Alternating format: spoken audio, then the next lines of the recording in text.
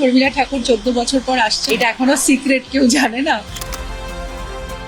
আমাদের তো creative industry, সেখানে ক্রিয়েশনের অনেক ভার থাকে। হ্যাঁ, আমার জীবনটা একটা প্রেসার কুকারের মতো, সব কিছু দিয়ে প্রেসারে বসিয়ে দেওয়া হয়, তারপর করে সিটি বাজে। ভালো কিছু করে যাওয়ার চেষ্টা করব এবং ভালো কিছু রেখে যাওয়ার চেষ্টা করব, যে আমার কাজের স্বাক্ষর যেটা আমি চলে যাওয়ার পরেও রয়ে যাবে। এই মুহূর্তে আমরা রয়েছে শোভাবাজার রাজবাড়ির নাট মন্দিরে। যখনই আমরা পুরনো কিছু নিয়ে আলোচনা করি তখন যেন মনে হয় চারপাশটাও যেন একটু পুরাতন হয়। আর আমার সঙ্গে রয়েছে ঋতুপর্ণা সেনগুপ্ত, আর ঋতুদি আর পুরাতন এই মুহূর্তে আমি বলবো যে আষ্টে পৃষ্ঠে জড়িয়ে রয়েছে। কিন্তু তুমি কি মনে করো যে যা পুরাতন তাই সনাতন, কারণ ওল্ড ইজ গোল্ড? আমি ভীষণভাবেই তাই মনে করি, এবং পুরাতন কিছুকে ধরে রাখতে, বাঁকতে ধরে থাকতে আমার খুব ভালো লাগে, কারণ পুরাতনের থেকেই নতুনের বীজ তৈরি হয়। মানে আমার ধারণা যে মানে পুরাতন যেই জিনিসগুলো আমাদের জীবনে প্রভাব ফেলে, পুরাতন যে কোনো কিছু আমাদের জীবনে প্রভাব ফেলে, তার রেশটা তো থেকে যায়, তার রেশ নিয়েই আমরা নতুনের দিকে এগিয়েছি। একদমই। আজকে আমরা এই আড্ডা যখন দিচ্ছি শোভাবাজার রাজবাড়িতে, দেখতে পাচ্ছ যে চারপাশে কিন্তু সেরকম আর্কিটেকচার, এই যে দালান কোঠা, এই যে জানলাগুলো দেখো, ঘুলঘুলি দেখো, সবের মধ্যে কিন্তু একটা পুরাতনের ছোঁয়া রয়েছে। এখানে এলে বলো মনটা একটু অন্যরকম হয়ে যায় না, মানে ফিলিংস বা অনুভূতিটা একটু অন্যরকম হয়। একদমই তাই, ফিলিংস আর অনুভূতি এই জন্যই হয়, কিন্তু আমাদের কাছে নস্টালজিয়া না এগুলো। ছোটবেলা থেকে এই জায়গাগুলো এসেছি, দেখেছি, এখানে পুজো দেখেছি, এই সব নাট মন্দিরে পুজো, তারপরে এই বড় বড় দালানওয়ালা বাড়িতে আমরা অনেক শুটিং করেছি, অনেক পুরোনো দিনের সিনেমার এখানে গল্প বলা হয়েছে। তো সবকিছু মিলিয়ে এগুলো আমাদের ঐতিহ্য, এগুলো আমাদের হেরিটেজ।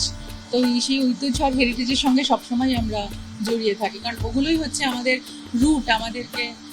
আমাদের এগুলো ইনফ্লুয়েন্স করে, এগুলো আমাদের এনকারেজ করে যে নিজের শিকড়কে কোনোদিন আমরা ভুলে যাই না।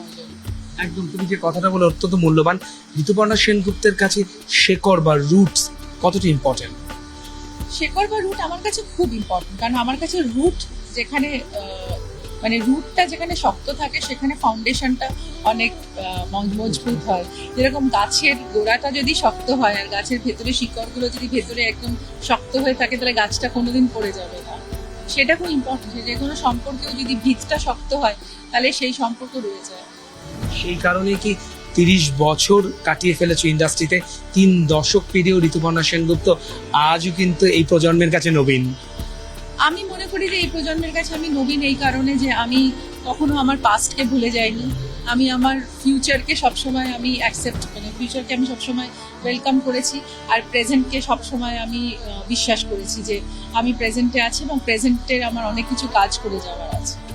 তো সেই জন্য এই তিনটে জায়গার, আর ইনফ্যাক্ট আমাদের ছবিটার বক্তব্য পাস্ট, প্রেজেন্ট অ্যান্ড ফিউচার নিয়ে। তো সেই খুব ইন্টারেস্টিং ট্রানজিশন আছে। তো আমার জীবনেও এই ট্রানজিশনগুলো আমি দেখেছি, ইন্ডাস্ট্রির এই ট্রানজিশনগুলো দেখেছি। তো সেইটার মধ্যে আমি সবসময় বিচরণ করছি। ইন্ডাস্ট্রির এই ট্রানজিশন বা টার্ময়েলগুলো তুমি দেখেছো বলেই কি তোমার খাপ খাইয়ে নিতে বা মানিয়ে নিতে কোনো অসুবিধা হয় না? তুমি সেই আগেকার দিনের পরিচালকদের নন এসি রুম এবং তখনকার সেই কষ্ট অনেক সহ্য করে তোমরা শুটিং করেছো। মানে আগেকার শুটিংয়ের একটা অন্যরকম পরিবেশ ছিল, সেটার সঙ্গে যেমন ঋতুপর্ণা সেনগুপ্ত মানিয়ে নিয়ে চলেছে, আজকের জেনারেশনে এসে এই প্রজন্মের পরিচালকদের সঙ্গে এখনকার টেকনিক্যালিটিসের সঙ্গেও মানিয়ে নিয়ে কিন্তু সমান তালে কাজ করছো। মানে এই ট্রানজিশনটা দেখেছো বলেই কি এই সুবিধাটা হয়েছে? অবশ্যই, কারণ আমি মনে করি যে মানে সিনেমা ইন্ডাস্ট্রি, আমাদের তো ক্রিয়েটিভ ইন্ডাস্ট্রি, সেখানে ক্রিয়েশনের অনেক ভার থাকে। সেটা আমার মানে কখনো ক্রিয়েশনের ভার থাকে ইন্ডাস্ট্রির উপরে, অ্যাক্টরের উপরে, প্রডিউসারের উপরে, ক্রিয়েটিভ যারা করছে তাদের উপরে। তো ইন্ডাস্ট্রির ভারটা সবাইকেই নিতে হয়, কারণ it is a performing art, আর এটা ক্রিয়েশনের মাধ্যমে। এখানে ওরকম কোনো ক্যালকুলেশন হয় না, সবটাই ক্রিয়েশনের মধ্যে দিয়ে হয়। তো আমার কাছে এই ক্রিয়েশনটা ইম্পর্টেন্ট এই কারণে যে পাস্টের যে ক্রিয়েশনটা হয়েছে সেটা দেখেই তো আমরা বড় হয়েছি, আর তাই জন্য আমরা নতুনকে জন্মাতে দেখছি, সেটাতে আমরা বড় হচ্ছি। আবার ফিউচারে যেটা তৈরি হচ্ছে সেটার জন্য আবার আমরা ইন্সপিরেশন হচ্ছি।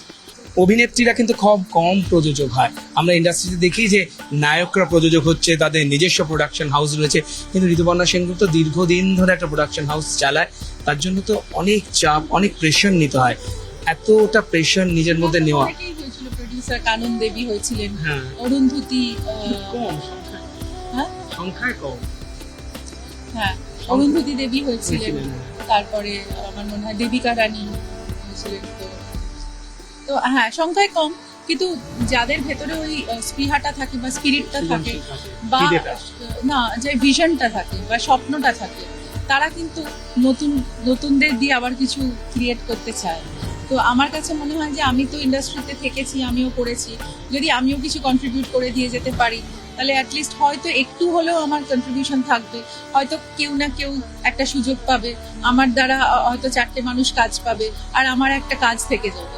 এবং কাজের ক্ষেত্রে বলা যে এই এতদিন ধরে কাজ করছো, এত দায়িত্ব নিজের কাঁধে তুলে নেওয়া, অনেকটা প্রেশার নিতে হয়। তো ঋতুপর্ণা সেনগুপ্ত এই যে দীর্ঘদিন ধরে একটা চাপ বা প্রেশার বহন করে চলেছে, সেটা কি তোমার কাজের ক্ষেত্রে বা ব্যক্তিগত জীবনে চাপ ফেলে? হ্যাঁ, আমার জীবনটা একটা প্রেশার কুকারের মতো। আমি সবকিছু দিয়ে প্রেসারে বসিয়ে দেওয়া হয়, তারপর করে সিটি বাজে, তারপর দেখে কোনগুলো সেদ্ধ হলো। তো আমার জীবনটা ওরকম আর কি, যে সবকিছু নিয়ে আমি একটা কুকারে বসিয়ে দিই, তারপর ওটাকে সব রান্না করি। যখন সিটিটা বাজে সেটাই তোমার সাকসেস বা সাফল্য। সেটারও একটা টাইমিং আছে, এই টাইমে আমি এটা করতে পারছি কিনা, ওই টাইমে আমি এটা করতে পারছি কিনা। সিটিটা হচ্ছে আমার টাইমের মানে পরীক্ষা, যেই টাইমার, যেটা হচ্ছে কি হচ্ছে না। সবাই বলে যে ঋতুপর্ণা সেনগুপ্ত সব পারে, ঋতুপর্ণা সেনগুপ্ত অ্যাবজর্বিং পাওয়ার খুব বেশি। মানে এই প্রবাদটা তো তুমি শুনে আসছো যে তুমি একেবারে দশভুজা, 10টা কাজ এক হাতে সামলাতে পারো। মানে এই তালান কোঠাতেই বলে, মানে ঋতুপর্ণা সেনগুপ্তা দশভুজা, ঋতুপর্ণা সেনগুপ্ত সব পারে। জানি না সব পারি কিনা, চেষ্টা করি। সব পারার মতো ক্ষমতা তো অতটা নেই, যতটা পারি চেষ্টা করি। তবে মানুষের ভালোবাসা আছে, নিজের স্পৃহা আছে, নিজের উদ্যোগ আছে, আর ঈশ্বরের আশীর্বাদ আছে। এইভাবেই এগিয়ে যাই প্রত্যেক দিন, কারণ জীবনটা যখন বাঁচতে এসেছি তখন সেইভাবে বাঁচবো, যেটা ভালো কিছু করে যাওয়ার চেষ্টা করব, এবং ভালো কিছু রেখে যাওয়ার চেষ্টা করব, যে আমার কাজের স্বাক্ষর যেটা আমি চলে যাওয়ার পরেও রয়ে যাবে। সেই ক্ষেত্রেই আমি বলবো যে পুরাতন তোমার ক্যারিয়ারে কিন্তু একটা অন্যতম পালক হতে চলেছে, কারণ 14 বছর পর শর্মিলা ঠাকুর বাংলা ছবিতে আবার কাজ করছেন। তাকে রাজি করালে কি করে? উনি নিজেই বলেছিলেন যে উনি একটা ছবি করতে চান আমার সঙ্গে। এমন একটা কনভারসেশনে যে একটা বাংলা ছবি করতে ইচ্ছা হচ্ছে, অনেকদিন পরে বাংলা কাজ, মানে অনেকদিন বাংলা ভাষায় কিছু তুমি যদি কিছু করো তাহলে আমাকে বলো, একটা ভালো স্ক্রিপ্ট যদি থাকে। এবং তারপরেই আমরা আস্তে আস্তে সেটা নিয়ে ভাবনা চিন্তা শুরু করলাম। সুমন এসেছিল আমার সঙ্গে একটা ডকুমেন্টারি নিয়ে কথা বলতে, অপর্ণা সেনের আমার ইন্টারভিউ নিতে। তখনও বললো যে আমেরিকাতে ওর দেখা হবে মমতা শঙ্কর, অপর্ণা সেনের, শর্মিলা ঠাকুরের সাথে একটা সত্যজিৎ রায় একটা কাজ নিয়ে। জানালাম, বাহ, তোমার সাথে দেখা হবে, তাহলে আমার সাথে কথা হচ্ছিল ছবির ব্যাপারে, এটা এখনো সিক্রেট, কেউ জানে না। তো তাহলে কি আমরা একটা কাজ করতে পারি ওনাকে নিয়ে? তো সেইভাবে আমরা আলোচনা শুরু করি, একটু ডিসকাস করি কিরকম ধরনের কাজ হতে পারে ওনার সঙ্গে। তারপর আমরা ঠিক করি যে একটা মা-মেয়ের গল্প যদি হয়।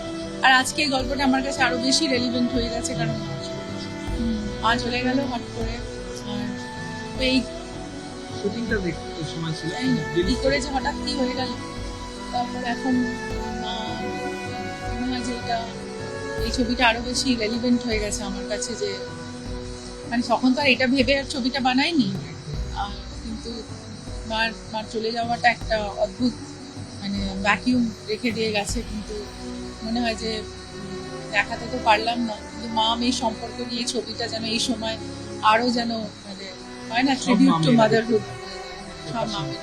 একদম। এবং যেটা মনে হচ্ছে পুরাতনে, আমার মনে হয় শর্মিলা ঠাকুর এবং তোমার চরিত্র, এখানে পুরাতনটাকে কোথাও একটা ব্রিজ বা সেতু বন্ধ হতে পারে, সেরকমই আমার মনে হয় যে সেভাবেই গল্পটা লেখা হয়েছে। এবং তাই জন্যই বললাম যে পাস্ট, প্রেজেন্ট আর ফিউচারের মধ্যে একটা কৌশল যোগসূত্র তৈরি করা। এবং এই ছবিটার যা বক্তব্য, সেটাতে আমার মনে হয় খুবই স্ট্রং বক্তব্য আছে, অ্যাট দ্য সেম টাইম খুব ইমোশনাল বক্তব্য আছে, যেটা মানুষ কিছুটা উপলব্ধি, সবটা বলতে পারবো না, তাহলে ফলে এসে উপলব্ধি করে নিয়ে যাবে। ছোট করে যেটা জিজ্ঞেস করা, কোন পুরাতন জিনিসটা ঋতুপর্ণা সেনগুপ্ত মনের মণিকোঠায় রেখে দিতে চায়? অনেক কিছু, আমার মার সব স্মৃতি, আমার মার ভয়েস, আমার মার লেখা মেসেজ, আমার মার বলা আমার সম্বন্ধে কিছু, মার গান, সবকিছু। আমার বাবার অনেক স্মৃতি। হ্যাঁ, আমার বাবার চশমাটাও আছে, মার সাজের আয়নাটা আছে টিপ লাগানো, মার মুখের যে পাফটা সেটা আমি ইউজ করি এখন। তারপরে আমার আর আছে আমার ঠাকুমার ডায়েরি। মার ব্যবহারের গয়নাগুলো মার গয়নাগুলো আমি করি মার জন্য। মার গয়নাগুলো আমি রেখে দিয়েছি পরি। আর কি করবো, আর ওগুলোই টাচ করে ভাবি যে মার টাচ আছে এর মধ্যে। একদম মাকে তো তুমি ভবিষ্যতে বহন করে নিয়ে চলেছো, যেটা বলছিলে সাইক্লিক্যাল প্রসেস, রিলে রেসের মতো। মা চলে গেছেন, কিন্তু মার সত্তাটাকে তো তোমার মধ্যে দিয়েই এগিয়ে নিয়ে যাওয়া, এটাই তো আমার মনে হয় জীবনের যাত্রা। মানে যাত্রা, যে যখন যেটা না হয় তখন সেটা তো বোঝা যায় না। মা ছিলেন আর মা নেই, তার মধ্যে অনেকটা মানে পার্থক্য। যাত্রা তো করতেই হবে। যাত্রা যাত্রা আমাদের জীবনের গতি তো কেউ উঠতে পারবে না। জীবন মতো চলতে থাকে। জীবন আমাদেরকে শেখায় যে আমরা কি কি করবো, কিন্তু আমরা শেখাতে পারি না, জীবনে আমাদের শেখায়। জীবনের মতো চলবে, আমাদের যাত্রা চলতে থাকবে। আর আমার ছবিও আসছে পুরাতন 14ই, মানে আমাদের এই পয়লা বৈশাখের ছবি, সেটারও একটা দারুণ যাত্রা আমরা করে এসেছি। নতুন বছরে 11ই এপ্রিল রিলিজ হচ্ছে। মানে পুরাতন শর্মিলা ঠাকুর 14 বছর পর আসছেন, এবং পয়লা বৈশাখের এটা গিফট আমার অডিয়েন্সকে। প্লিজ আসবেন, সবাই মিলে এসে এটা সাকসেসফুল করবেন। শর্মিলা ঠাকুর কিন্তু অপেক্ষা করবেন আপনাদের জন্য, এবং 14 বছর পরে উনি চাইবেন যে আপনারা সবাই এসে ছবিটাকে একটা দারুণ সাফল্যের দিকে নিয়ে যান। আর আমরাও অপেক্ষা করব আপনাদের জন্য। 11ই এপ্রিল আসছে। ক্যামেরায় কাঞ্চন ভূমিকার সঙ্গে মানুষ বসা, নিউজ 18 বাংলা।